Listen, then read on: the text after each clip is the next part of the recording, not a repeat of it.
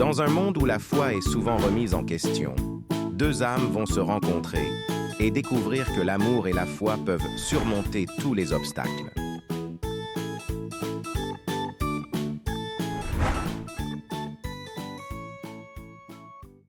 Paul, un homme d'une vingtaine d'années, est assis dans une église, les yeux clos, les mains jointes. Il prie silencieusement, demandant à Dieu de le guider dans sa vie. Paul sort de l'église et voit un sans-abri assis sur le trottoir. Il s'approche de l'homme et lui sourit chaleureusement. Bonjour monsieur. Tout va bien? Bonjour, oui ça va, merci de demander. Vous avez besoin de quelque chose? Non, merci, je suis juste un peu fatigué. Si vous voulez, je peux vous aider à trouver un endroit pour dormir. Oh vraiment, ce serait très gentil.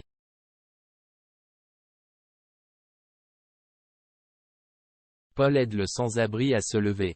Il le conduit dans un refuge pour sans-abri. Sur le chemin, Paul enseigne l'amour de Jésus aux sans-abri. Pendant ce temps, la lumière est vive et la musique est forte. La foule danse et chante, emportée par l'ambiance. Marie, une femme d'une vingtaine d'années, est au milieu de la foule. Elle danse avec abandon, oubliant tout le reste. Marie est une jeune femme libre et indépendante. Elle aime s'amuser et profiter de la vie. Elle fréquente souvent les boîtes de nuit, où elle se sent libre de s'exprimer.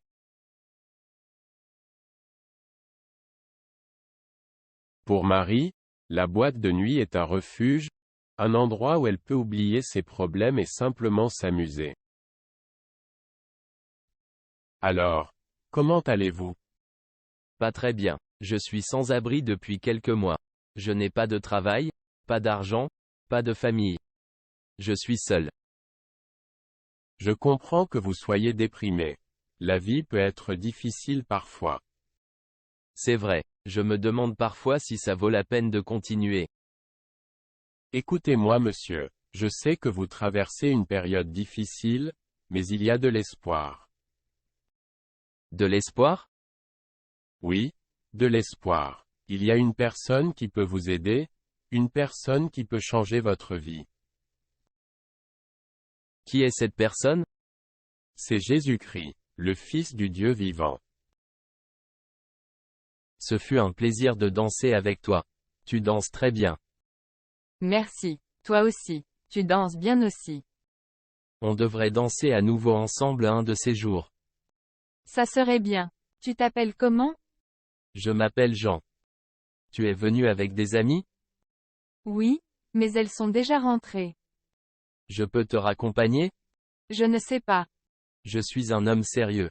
Je ne te ferai aucun mal. D'accord. D'accord. Jésus? Je ne crois pas en Dieu. Je comprends, mais je vous assure que Jésus peut vous aider. Il peut vous donner la paix, l'amour et la joie que vous recherchez. Je ne sais pas quoi dire. Écoutez-moi, Jésus est mort sur la croix pour nos péchés. Il a pris notre place et a payé le prix de notre rédemption. Si vous acceptez Jésus dans votre vie, il vous pardonnera vos péchés et vous donnera une nouvelle vie. Je ne sais pas quoi dire. Je suis confus. Prenez votre temps, ne vous précipitez pas, mais réfléchissez-y. Jésus peut vous donner tout ce dont vous avez besoin. D'accord? Je vais y réfléchir. Merci pour les enseignements. Merci, je serai là pour vous si vous avez besoin de moi. Waouh! Vous avez une très belle voiture. J'aime cette couleur rouge. Merci, elle est nouvelle. Moi aussi je l'aime beaucoup. Allons-y, je te dépose où? Je vis à la cité Charby. Juste derrière la fabrique. Ah non, cet endroit est très dangereux la nuit. C'est risqué pour toi et pour moi. Oui, c'est vrai, mais je n'ai pas le choix. Nous pouvons aller passer la nuit chez moi. J'irai te déposer très tôt le matin. Rassure-toi, je ne te toucherai pas. De toutes les façons, je n'ai pas le choix.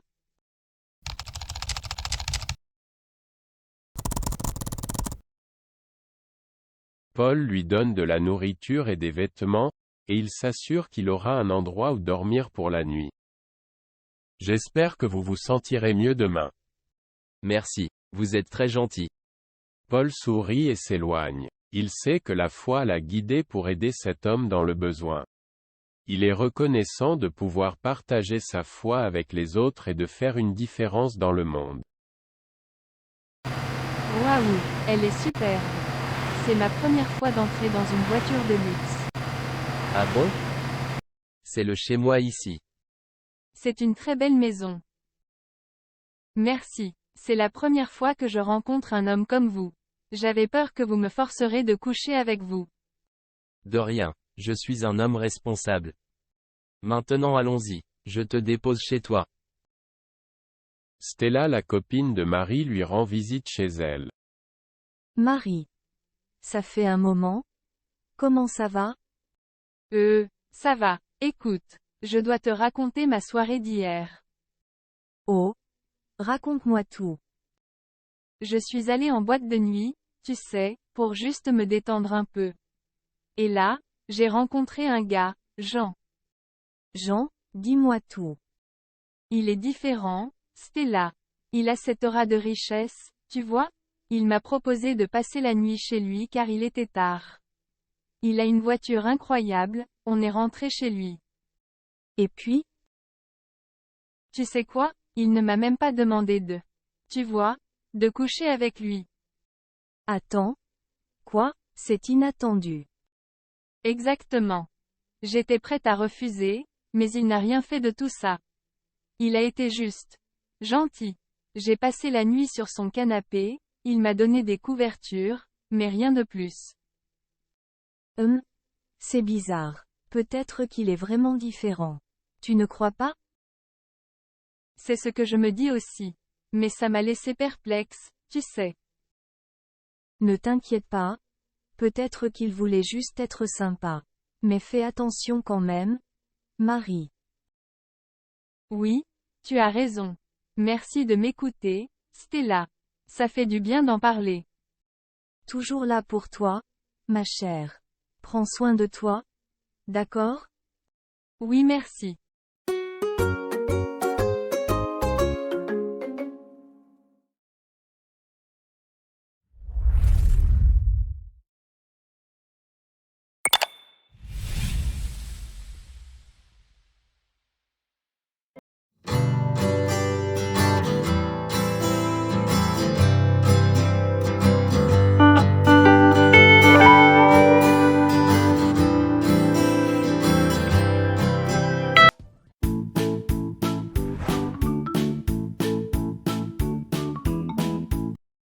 Oh, qui voilà, bienvenue Paul. Bonjour pasteur. Comment vous allez? Je vais bien mon fils. Et toi? Moi aussi je vais bien. Merci. Prends place, assieds-toi là. Pasteur, je suis venu vous voir parce que j'ai besoin de clarification sur ma foi. Bien sûr Paul, prends ton temps. Qu'est-ce qui te tracasse? J'ai ces doutes qui m'assaillent. Je regarde autour de moi et je vois tant de souffrances, tellement d'injustice. Je lutte pour comprendre comment un Dieu aimant pourrait permettre tout cela. La question de la souffrance est l'une des plus complexes. Même dans la Bible, Job, malgré sa foi, a traversé de grandes épreuves. Ça fait une trentaine de minutes que j'attends. Les femmes sont toujours en retard, je ne sais pas pourquoi. Ah, là voilà enfin qui arrive.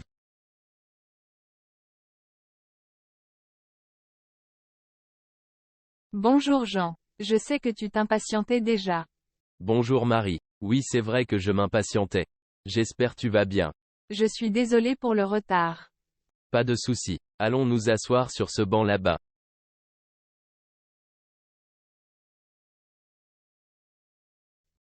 Mais comment puis-je rester fort dans ma foi alors que je suis confronté à ces questions difficiles? La foi n'est pas une absence de questions. C'est une relation de confiance avec Dieu même au milieu de l'incompréhensible.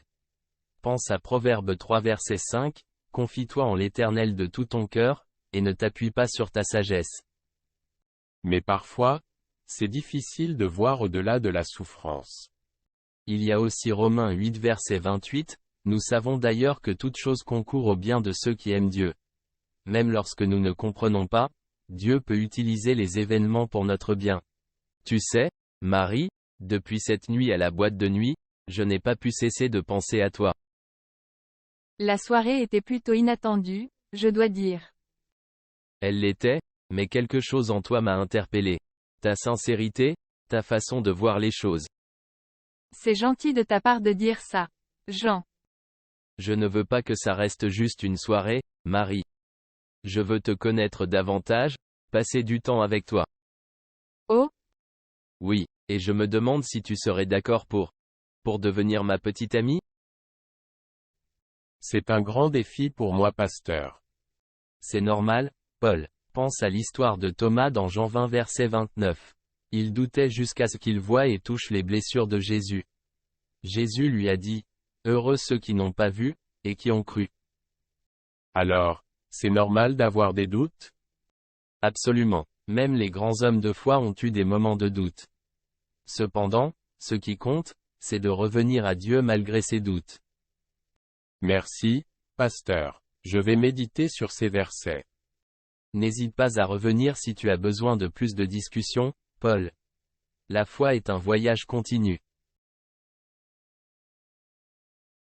Jean, c'est inattendu. Je sais que ça peut sembler rapide, mais il y a quelque chose de spécial en toi, Marie. Je veux explorer cela, si tu le veux aussi. C'est juste que, tu es différent, Jean. Hier soir, tu aurais pu demander n'importe quoi, et tu ne l'as pas fait. Tu es plus qu'une nuit en boîte de nuit, Marie. Tu es une personne avec qui je veux partager des moments authentiques, des rires et des instants de vie.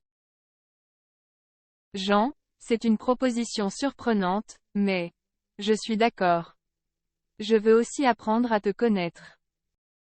Vraiment, c'est merveilleux. Oui, vraiment. On verra où cela nous mène, d'accord? Absolument. Je suis ravi, Marie.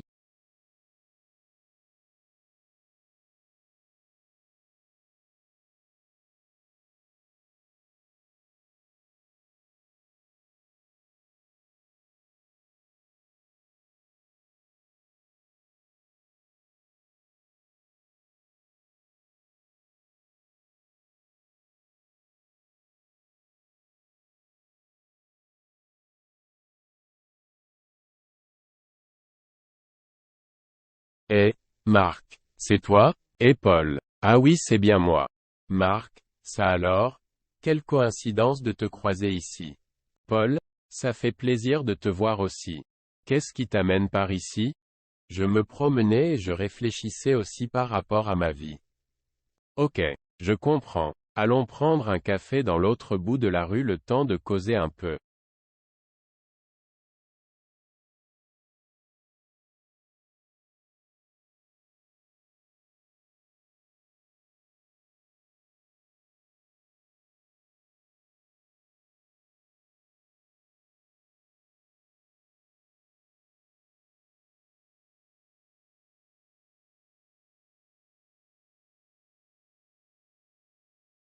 Ça fait un bail Paul. Qu'est-ce que tu deviens? Vraiment un bail Marc. Je travaille dans une société de la place. Es-tu marié? Non, pas encore. En parlant de mariage, je me pose des questions sur la recherche de la bonne personne sans compromettre mes valeurs chrétiennes. Ah, c'est un sujet important. Tu penses à ta future épouse? Tu sais, je suis à la recherche de ma future épouse, mais j'ai peur de tomber dans les pièges que le monde présente concernant les relations. Quel piège en particulier? Je veux vraiment rencontrer une femme avec qui je pourrais construire un avenir solide, basé sur les valeurs chrétiennes, mais j'ai peur de devoir passer par une période de relations légères juste pour connaître quelqu'un. J'ai l'impression que la société actuelle encourage les relations superficielles et sans engagement, et cela me dérange. Qu'est-ce que tu veux dire par relation légère? Tu vois Marc? Les jeunes gens de nos jours doivent se mettre ensemble sans véritablement être mariés. C'est un peu comme s'ils s'essayaient. Du coup ils se livrent à la débauche, la fornication et bien d'autres. Ah oui, je te comprends maintenant. De plus certains en sortent vraiment brisés, en y croyant plus à l'amour à cause de multiples déceptions. Tu as raison, Paul. La culture moderne a ses propres normes, qui ne correspondent pas toujours aux valeurs chrétiennes. Mais ne t'inquiète pas, il est possible de rencontrer quelqu'un de spécial sans avoir à suivre ces normes. Mais comment, où est-ce que je pourrais rencontrer une personne partageant les mêmes valeurs sans devoir coucher ensemble avant le mariage? Marie, je suis au salon. Retrouve-moi. Ok, j'arrive dans un instant.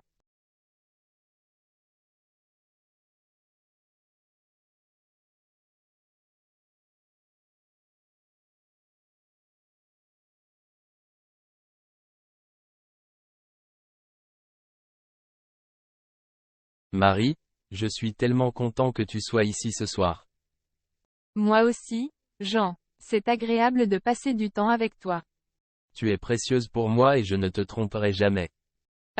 Tu me flattes. Les hommes disent toujours ça. De toute façon, le temps nous en dira. Je suis sincère avec toi. En passant, tu ne m'as rien dit à propos de ton ex-copine. Qu'est-ce qui s'est passé entre vous? Ce n'est pas nécessaire. Vivons juste notre amour sans regarder en arrière. Eh bien, déjà, les lieux où tu rencontres les gens sont importants. Les groupes d'études bibliques, les activités de bénévolat dans des organisations chrétiennes, ou même dans les cercles d'église sont des endroits où tu trouveras des personnes avec des valeurs similaires. C'est vrai, je suppose que je dois m'impliquer davantage dans ces activités pour rencontrer quelqu'un de spécial. Exactement. Et n'oublie pas que la Bible peut te guider dans tes relations. 1 Corinthiens 15 verset 33 dit. Ne vous y trompez pas. Les mauvaises compagnies corrompent les bonnes mœurs. Tu as raison. Je veux suivre un chemin qui honore Christ, même dans mes relations. Merci, Marc.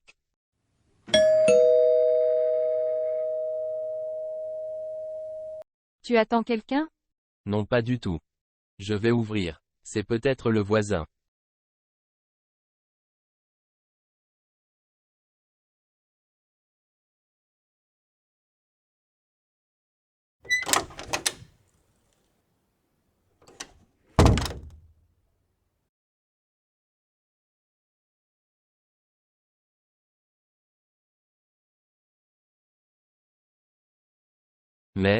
Mais, c'est, Cécile, que fais-tu ici? Pas de souci, Paul. Tu trouveras quelqu'un de bien, crois-moi. Et souviens-toi, la patience et la prière sont importantes dans ce cheminement. Oui, je sais que Dieu a un plan pour moi. Je vais continuer à prier pour qu'il me guide vers la femme qu'il a choisie pour moi. C'est la meilleure chose à faire. Et n'oublie pas que l'amour véritable est patient, bonté, et ne cherche pas son propre intérêt. 1 Corinthiens 13, versets 4 à 7. C'est ce genre d'amour que tu dois rechercher. Oui. Il y a eu changement de programme. J'ai voulu passer la nuit dans notre maison secondaire et repartir très tôt le matin. Mais il fallait m'appeler Nord? Si, je n'ai pas voulu te déranger. Puisque la maison secondaire est proche de la gare, je voulais juste passer la nuit et repartir demain. Et toi, que fais-tu ici chérie? Où sont les enfants? J'ai la... Quoi. En tout cas, je suis fatiguée. Je vais me reposer. On en reparle après mon bain.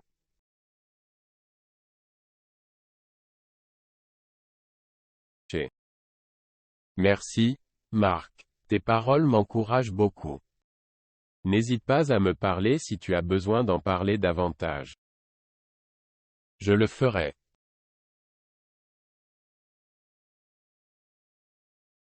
C'est qui ça, Jean? Comment oses-tu inviter une autre femme ici? Ce n'est pas ce que tu penses. Ah. Je vois. C'est donc ça. Tu as une maîtresse maintenant? Cécile, calme-toi, s'il te plaît. Marie est... Une voleuse de Marie? Voilà ce qu'elle est. Tu penses pouvoir me remplacer par elle? Cécile, ce n'est pas du tout ce que tu crois. Je ne suis pas responsable de ça. Ne me mens pas. Je t'ai vu avec lui. Tu essaies de le voler. Cécile, tu devrais te calmer maintenant. Tu n'as aucun droit de parler à Marie de cette façon. Elle n'y est pour rien. Me calmer? Tu es une honte? Marie. Tu n'as aucune dignité, aucune morale.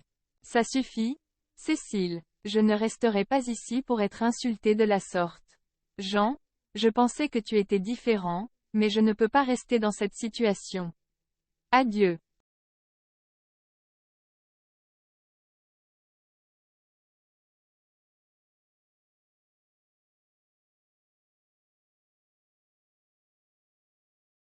Cécile, tu es allée trop loin. Tu n'avais pas à faire ça. Tu me déçois, Jean. Tu laisses entrer n'importe qui dans ta vie maintenant.